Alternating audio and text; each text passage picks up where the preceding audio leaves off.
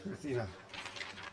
Our next speaker is none other than Congressman Al Green, and we welcome him here tonight. You've got the floor.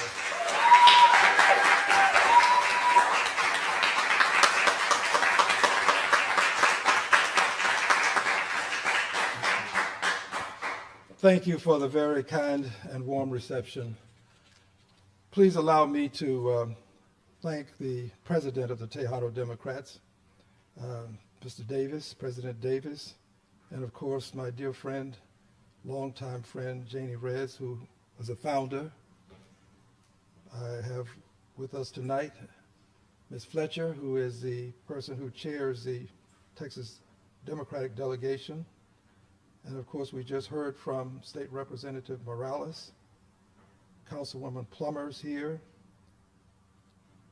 Mr. Castillo, Houston City Councilman, and Sylvia Mintz, Tejano Dem Women's President. I hope I got all of it. I also want to thank the press for being here. It's exceedingly important that this message reaches the masses, because we have to talk about what this is all about. And I have in my hand a letter from the Attorney General of the United States of America, dated July 7th, 2025. This letter has as its reference unconstitutional race-based congressional districts, cites Texas District 9, 18, 29, and 33. All of these are represented by people of color, all of them. The president has placed race in issue. We are not the persons playing the race card. The president has played the race card. The last sentence in this letter reads, if the state of Texas fails to rectify the racial gerrymandering, that's race. He's putting race in question. The racial gerrymandering of TX09, 18, 29, and 33, the Attorney General reserves the right to seek legal action against the state, including without limitation under the 14th Amendment. So the President of the United States of America, by and through his agent, the Attorney General, has made race an issue. If the President can make race an issue to start this process, then we can talk about race as an issue. There is nothing wrong with us now saying this is a race-based operation. It's a race-based plan. It is race-based collusion. It is race-based from start, and they're going to have it race-based to the finish. They plan to eliminate minority voices. That is the plan. If this plan succeeds, there will be more white. Some things bear repeating. There will be more white elected congresspersons and fewer Latino and African American congresspersons. Fewer, if this plan succeeds. And mark my word, if it succeeds, you'll be able to just simply count. The numbers will speak for themselves. You're going to have more white representation, less minority representation. We, the minorities, we defend this unconstitutional removal of people from the country. We're taking a stand against it, and they're taking a stand against us. We're going to lose voices, fearless voices, that are willing to stand up to this president and say to him, you have to honor the Fifth Amendment to the Constitution. You can't just decide you're going to pick a person up and send them away. We stand against this notion that you can somehow walk up to a female with a mask on and then capture her and then just whisk her away to some unknown place. This insanity, this is insanity. We cannot tolerate this, and we have to make it clear that this is about race. All of these districts have persons of color. The 18th is without a person of color currently. But Sylvester Turner, former mayor, was a person of color. Sheila Jackson Lee, person of color for almost 30 years, representing the 18th Congressional District. Craig Washington represented the 18th Congressional District, person of color. Mickey Leland represented the 18th Congressional District, person of color. Barbara Jordan, persons of color. This is what it's about. Make no mistake. But do not assume that they won't hurt Miss Fletcher in the process. Don't assume that they won't. They will hurt her too if they can. If they can find a way to increase their numbers and take her out, not personally, not with physicality, politically. If they can take her out politically, they'll take her too. So when we talk about it, we've got to say that it's more than a power grab, because if you say this, you'll find yourself in court testifying for the other side. Some people have already said it.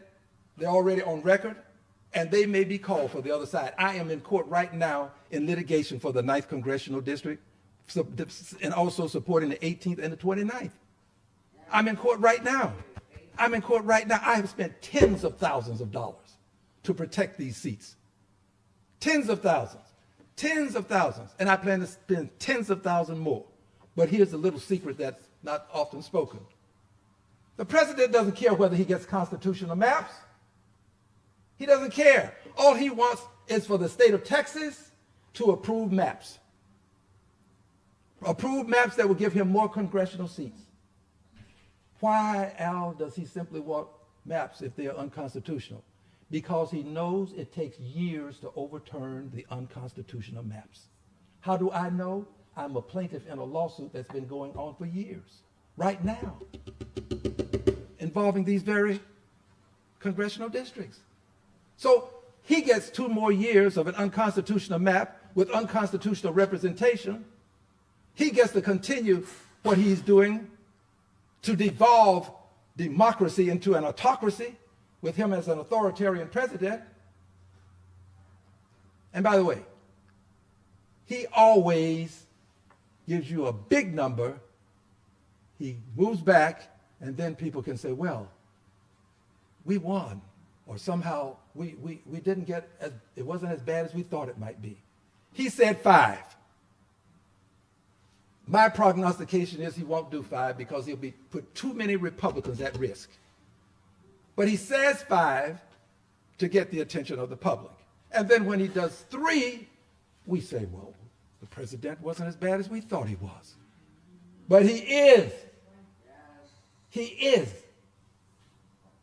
Look, friends, I take no great pleasure in saying to you what I'm saying. I have lived this. This is not something I'm understanding vicariously from some distant place. I've lived it. I've lived it for the years that I've been in Congress fighting to protect these districts. And I'm going to continue to fight. But remember now, at the end of the day, if this prevails, there will be fewer Latino and fewer African American seats in Congress. I guarantee you that. There will be fewer, and there will be more white seats in Congress. The president put race in question. This is a racial gerrymandering.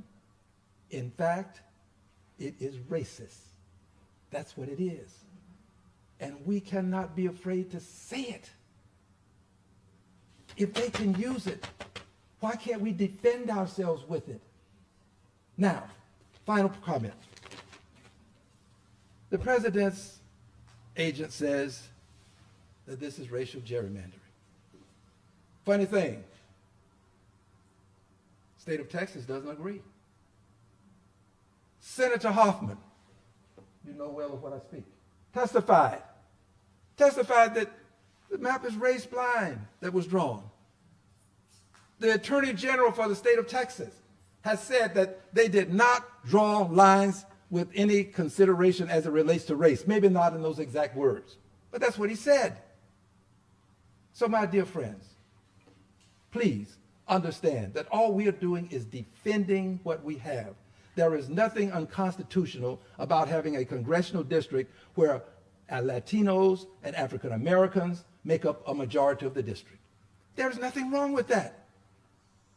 If there's something wrong with that, there's got to be something wrong with having congressional districts where whites make up the majority. If whites can make up the majority in a congressional district, why can't Latinos and African Americans? Why does it become about race when we have the majority? Careful, little fellow. So, please, stand with us. Don't let this become just a few of us against all of them. It's time for us to stand together. Together. Stand together, fight together, and win together.